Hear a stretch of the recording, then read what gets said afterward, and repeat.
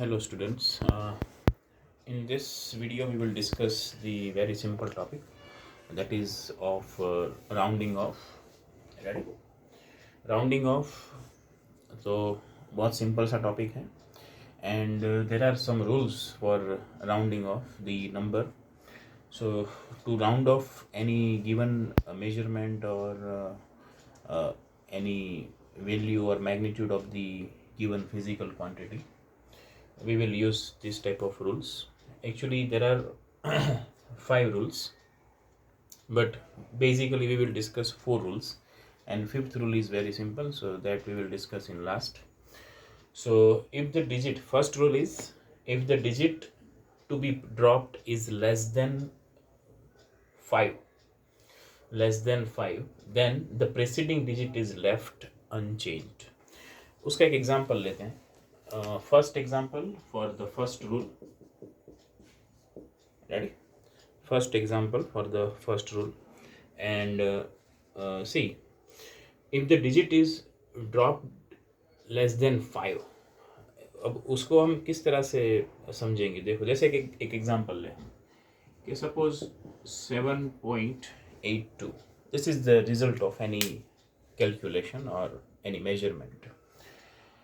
C, there are 3 digits. We know कि हमने इसके पहले सिग्निफिकेंट फिगर्स के रूल्स डिस्कस किए हैं, and there are 3 significant figures 7, 8 and 2. And suppose हमें ऐसा बोला है कि round off this number up to 2 significant digits. So अगर हमें इसको राउंड ऑफ करना है तो देखो यहाँ पे लास्ट डिजिट कौन सा है, 2. एंड ऑब्वियसली देखो फर्स्ट रूल के साथ मैच कर रहा है कि here digit to be dropped is less than 5. Okay, less than 5 हो रहा है. Then the preceding digit is left unchange. Means preceding digit का मतलब है 8, तो 8 को हमें अनचेंज ऐसे ही छोड़ देना है. तो अगर हम इसको राउंड ऑफ करते हैं तो इसका आंसर होगा 7.8.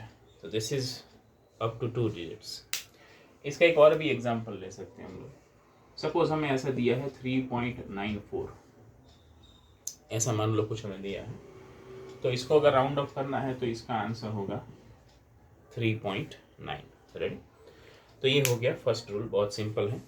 चलो जल्दी से हम सेकेंड रूल के ऊपर आते हैं. If the digit to be dropped is more than 5, then the preceding digit is raised by 1. तो इसमें ही थोड़ा सा चेंज करके हम एग्जांपल लेते हैं तो आपको थोड़ा और अच्छे से समझ में आएगा. सी, सपोज दिस इज 7.87, ऐसा अगर हमें दिया है तो सी यार last digit 7 is more than 5, then 8 is the preceding digit. तो preceding digit is raised by 1. So obviously इसका आंसर क्या होगा, 7.9. इसको हमने एक इंक्रीज कर दिया है, अब इसको हमने राउंड ऑफ किया है यहाँ पे. And see this 7 is more than 5, so obviously presiding digit is raised by 1. Okay. Third example. Now we are taking third example for the third rule. If the digit to be dropped is 5 or 5 followed by zeros, means अगर last digit अगर हम देखें कि 5 हो या 5 हो और उसके बाद 0 हो, then the preceding digit is left unchanged if it is even. अगर इवन नंबर हो तो उसकी बात है. उसका फटाफट एक हम एग्जाम्पल ले लेते हैं. क्या होगा एग्जाम्पल देखते हैं. तो सी 3.250, ऐसा हमने एक एग्जाम्पल लिया है. देखो यहाँ पे 0 है, 5 और 5 फॉलोड बाई 0, 5 और 5 फॉलोड बाई 0. इसको हम ऐसा भी एक एग्जाम्पल ले सकते हैं 3.25. देखो यहाँ पे 5 है और यहाँ पे क्या बोला गया है, 5 और 5 फॉलोड बाई 0. तो ये भी आ गया, देखो 5 फॉलोड बाई 0 और 5 भी है. अब अगर हम इसको राउंड ऑफ करते हैं, then preceding digit is left unchange. यहाँ पे प्रेसिडिंग डिजिट कौन सा है, 2. सो इसका आंसर होगा 3.2. इसका भी आंसर क्या होगा, 3.2. रेडी? तो हमें प्रेसिडिंग डिजिट में कोई चेंज नहीं करना है if there is a 5 or 5 followed by 0. Ready? और प्रेसिडिंग डिजिट कौन सा होगा, यहाँ पे हमने दिया है कि भाई इफ इट इज इवन, तो यहाँ पे इवन नंबर की बात है, ठीक है।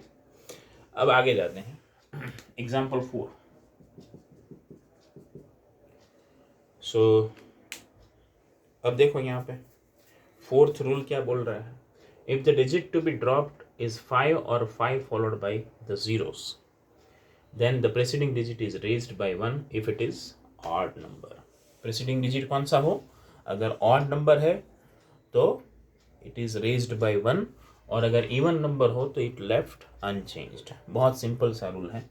यहाँ पे देखो प्रेसिडिंग डिजिट कौन सा था, इवन नंबर था, 2 है, 2 क्या है, इवन नंबर है, तो it left unchanged. If the preceding digit is odd number, क्या हो, अगर प्रेसिडिंग डिजिट ऑड नंबर है then it is raised by 1। अब इसी को एक एग्जांपल में लेते हैं हम लोग। सपोज हमें ऐसा दिया है 3.35 और 3.350। See here 3 is odd number. Here last digit is 5. देखो यहाँ पे लिखा है if the digit to be dropped 5 or 5 followed by 0, then the preceding digit is raised by 1 if it is odd. अगर ये odd number हो तो ये इसका आंसर हो जाएगा 3.4, और इसका भी आंसर क्या होगा 3.4। रेडी? तो आई थिंक आप लोगों ने देखा होगा, बहुत सिंपल सा है। एक फिफ्थ रूल हम ऐसा भी यहाँ पे बता सकते हैं कि 5 फॉलोड बाय अदर देन 0। अगर मान लो कि यहाँ पे 0 ना हो, तो यहाँ पे 0 नहीं होगा तो कोई नंबर होगा, जैसे 1, 2 या 3। तो हम लोग जानते हैं कि अगर 1 है तो इट इज़, फिर से वही रूल आ जाएगा जो फर्स्ट रूल था कि भाई if it is less than 5 तो preceding digit left unchange, if it is raised by if it is more than 5 then it is raised by 1। Right? तो वही बात है यहाँ पे। तो कई बार ऐसा भी होता है कि कई बार ऐसा आपको बोला जाए कि भाई अगर यहाँ पे 0 ना हो, ready, suppose 5 not followed by 0 and it follow the another number other than 0, right. So उस टाइम पे हम क्या करेंगे, वही फर्स्ट और सेकंड रूल की बात वहाँ पे आएगी कि लास्ट डिजिट कौन सा है। If it is dropped less than 5 तो it left preceding digit left unchanged, if it is more than 5 then preceding digit raised by 1। बहुत सिंपल सी बात है, तो उसका हमें इतना भी टेंशन नहीं लेना है। Okay, so there are basically 4 rules and we are following it. बहुत सिंपल सा है, बहुत अच्छा सा ये कॉन्सेप्ट है, और इसको हम अलग अलग जगह पे जैसे राउंडिंग ऑफ करना है या सिग्निफिकेंस फिगर की बात है, कभी कभी ऐसा बोला जाता है कि भाई रिजल्ट तो आ गया है, we are getting answer, but now we will require this in up to 2 significant figures or up to 3 significant figures, then we will use the concept of rounding off, right?